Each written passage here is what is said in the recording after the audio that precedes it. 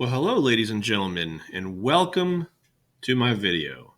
You are receiving this video because you are about to embark on a wonderful year in Intro to Chemistry and Physics. Otherwise, we call it here in the teacher world ICP, okay?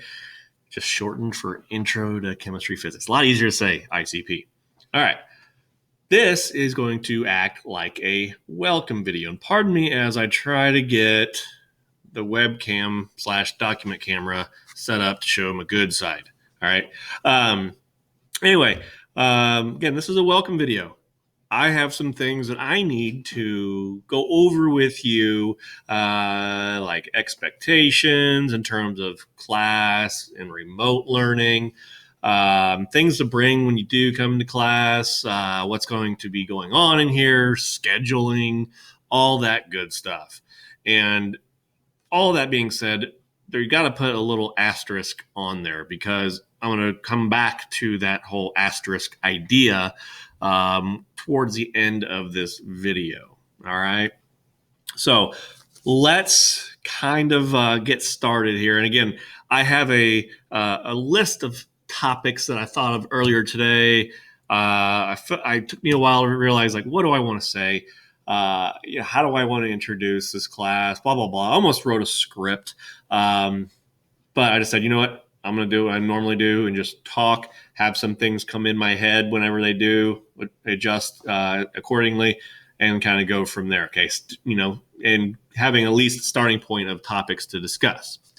All right. First thing is you'll notice that I am not wearing a mask. All right. That is because I, right now, am sitting. You might notice I have a brace on here. I'm going to take that off because I can't stand wearing it. Getting old is kind of rough. I'm in my classroom, completely isolated. No one's in here but me. The doors are closed, and those are the appropriate conditions to which I can actually take my mask off. Now, you'll see me once you enter my classroom, or you'll also see me when we do recorded lessons. I'm going to look like, if I can put this on, I'm going to look like this.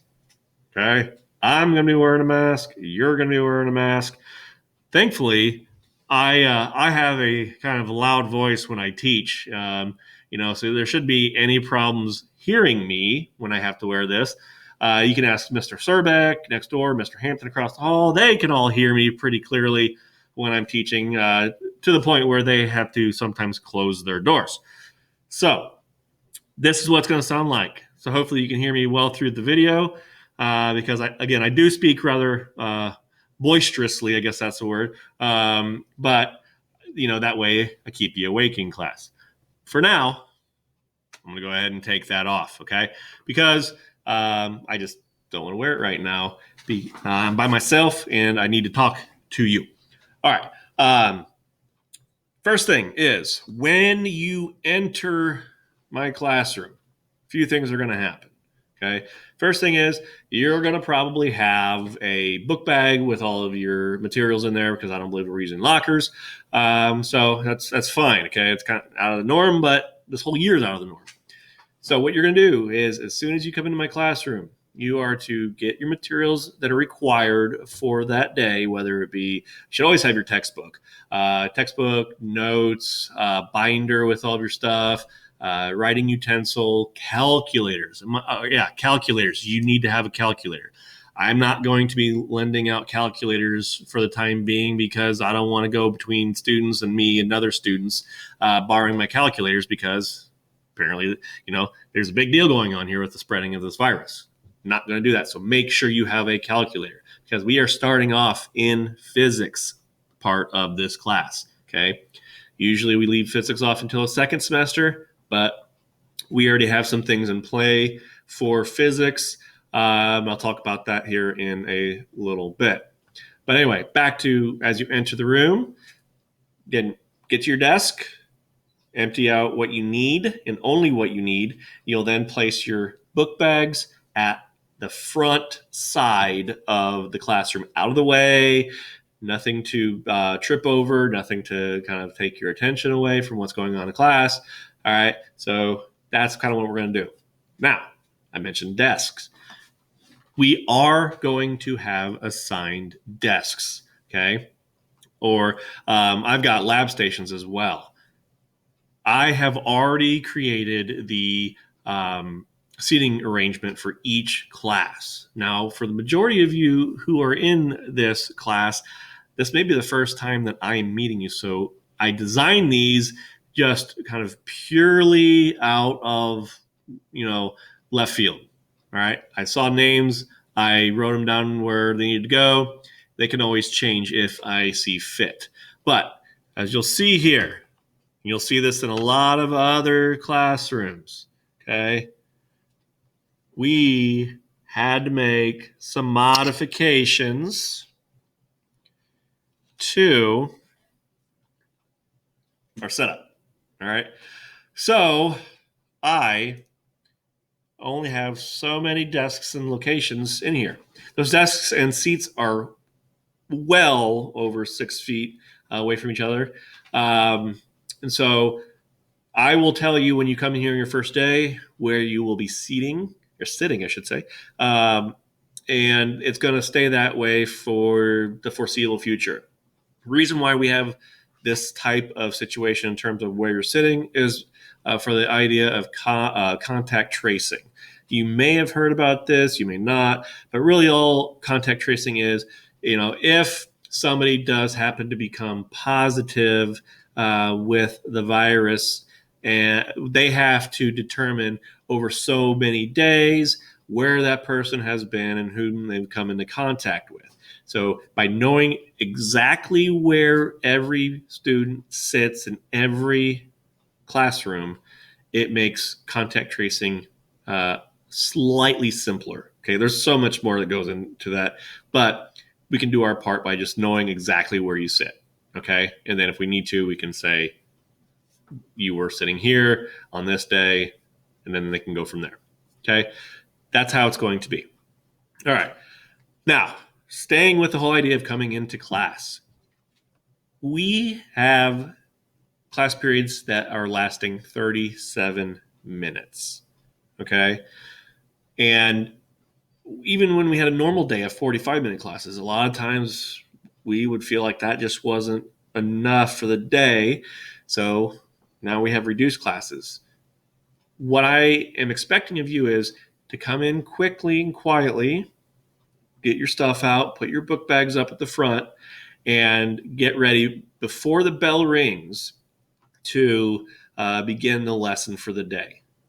Because with shortened class periods, again, for the foreseeable future, until we get things changed, we're going to have very a limited amount of time in each class period. So we want to make sure that we can get a good amount of content and learning utilized in each class period. Let's see, checking my checklist here. Oh, yeah. So going back to with our starting lessons in physics, okay? Typically, we do physics in the second semester and chemistry in the first. This year, we're going to flip-flop, all right? And with the video lessons that you're going to see, whether you are in person or you are remote, you're going to notice that for the first few, maybe even first handful or so of chapters, that the person on the other side of the camera making the videos is not me, but rather it is going to be Mr. Serbeck, okay? Mr. Serbeck, myself, and Mr. Hampton all teach the same class. And, kind of to make sure that everybody's on the same page, we teach the same materials at approximately the same time frame. So Mr. Serbeck has these videos made. We're going to utilize those videos for the first handful or so chapters unless we get back to a normal learning schedule here. And so he'll be making the videos, but we'll be covering the same stuff in class. And so I'm going to kind of talk to you about what the schedules are going to look like here in regards to this hybrid learning. Now, for everybody that is remote or in-class students, each chapter that we're going to cover is going to add up points-wise to approximately 200 points, okay? And let's break that down here. I got a little printout here. So for a chapter exam, 100 points, okay? So that's half your points right there as a chapter exam. You'll be given homework quizzes, okay? And each chapter is going to have about 2 to 3 homework quizzes, and each homework quiz is going to be worth approximately 25 points. So there you have 50 to 75 points, give or take. You'll have a mini lab or two throughout the chapter, depending on what type of concepts are covered. Mini labs are 15 points. Then you typically have a chapter lab, which encompasses everything that's been learned in each chapter. That's going to be worth 20 points. And then we're going to be giving you guided notes. Okay. We're going to have notes that go along with the videos, as well as stuff that goes along in class. So you'll be filling those out along with either myself or Mr. Surbeck. And those are going to be worth approximately 5 points each, for a total of about 15 to 20 points, depending on the chapter and how many sections they have. So again, approximately 200 points per chapter, with the likelihood of a chapter being a little more. Just depends on how much content the chapter carries. Now, scheduling. Let's talk for the remote learners first. Again, we're getting close to that asterisk point that I mentioned earlier in this video, okay? I'll get there. So for remote learners, okay, those are the students who are not coming to class at all throughout the week, okay? Your schedule kind of looks like this. Monday, you'll have new notes. You could have online homework quizzes. You can review for exams. Tuesdays, you'll see a video recorded mini lab or chapter lab.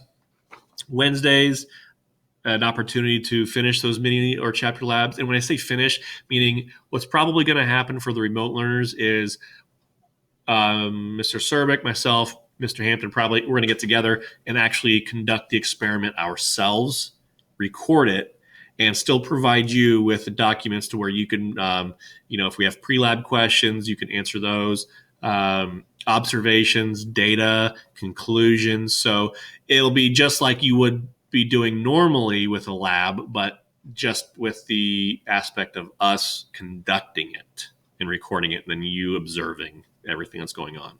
Okay. Thursdays, again, new notes, online quizzes, review for exams. Same thing with Fridays. New notes, online homework quiz, review for exams. Okay.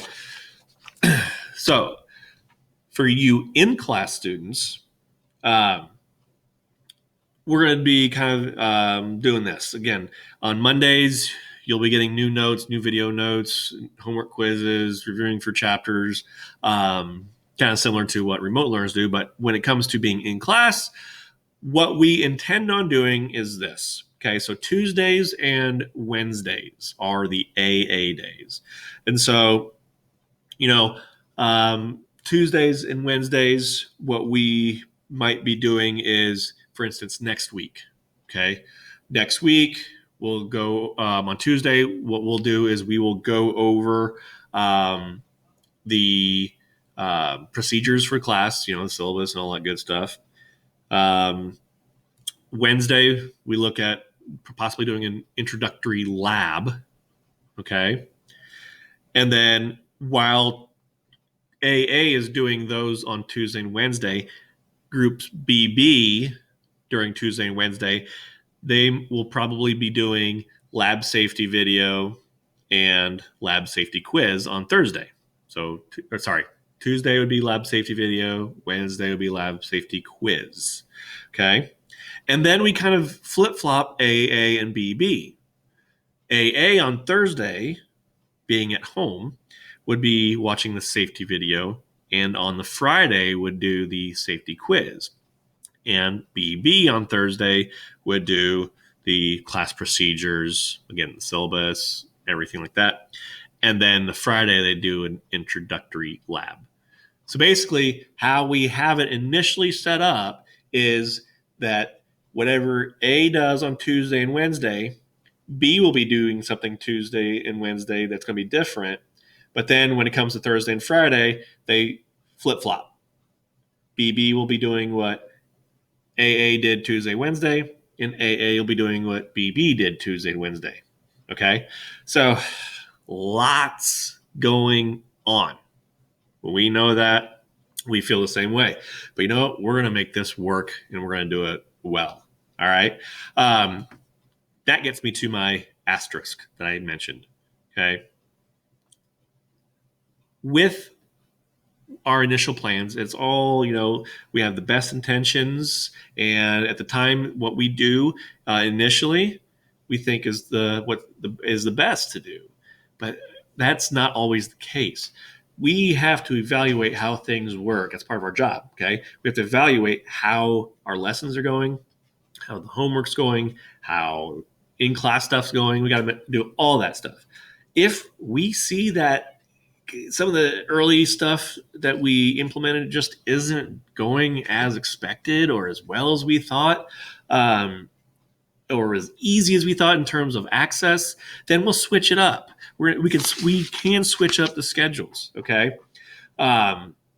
So just be patient, be fluid with us when we say, you know what, we're finding that some of these recorded videos aren't going to work out, or we might say that, on this day we feel it best that based on the content, we actually do a Google Meet, which would be live.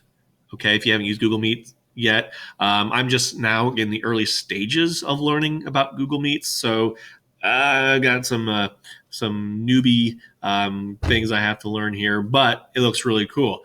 It's very similar to Zoom, which we all probably had multiple Zooms this spring, and it's live. It can be interactive, so it could be just like a lesson in person, but through the little lenses right here. All right. Let's see here. Oh yeah. If it comes to a point or a date or wherever that we have, let's say, chapter quizzes or chapter tests, okay, and that it's just not feasible to be done online, or let's say, if we had to go fully remote, okay, just keep any option open, okay? If we had to have a quiz or a test online, it will be through Google Classroom and Google Forms, okay? Now, when it comes to quizzes or tests that are going to be done online, we typically utilize the feature that locks the assessment into the Chromebook. Meaning, when you are in the quiz or the test and you're sitting there taking it and answering all the questions, and you come and you try to open up another tab outside of the current quiz or test tab, the computer will lock you out of that quiz or test. You can no longer access it, and whatever questions you had finished will be graded and sent back to us. So it's a feature that does not allow you to go outside of your quiz or test and possibly find assistance for a particular question. Okay. Again, I threw quite a bit of information out to you. We've got, most of us teachers have 3 classes that we are trying to do this for as well. So it's going to be interesting, but it's going to be fun. And we're going to make sure that you have the best learning experience you possibly can with this. And I think it'll open up some new opportunities for us to get information out to you, okay, and for you to receive it and do what you will with it. But either way, I want to say that since we were we haven't been here since March, middle of March, we've been wanting to get back. we've been having that itch to get back to work because we do this because we love to do it. And we love seeing the kids, and we are extremely excited to have the kids back in the building, whether it be split in half, numbers wise, or whatever. We want the kids to come back as much as possible. We've been looking forward to it. We're ready to get back to work, and we are really excited to have everybody come back next week. Now, if you have any questions, I know I've thrown some information at you today. Please do not hesitate to contact me through email or even Google Classroom. Again, if you haven't done Google Classroom yet, get logged in. I have sent out the emails with the code as well as the syllabus with the code. So make sure you get that as soon as possible. Okay, the sooner the better. But with that being said, look forward to seeing everybody next week. I'll see you then.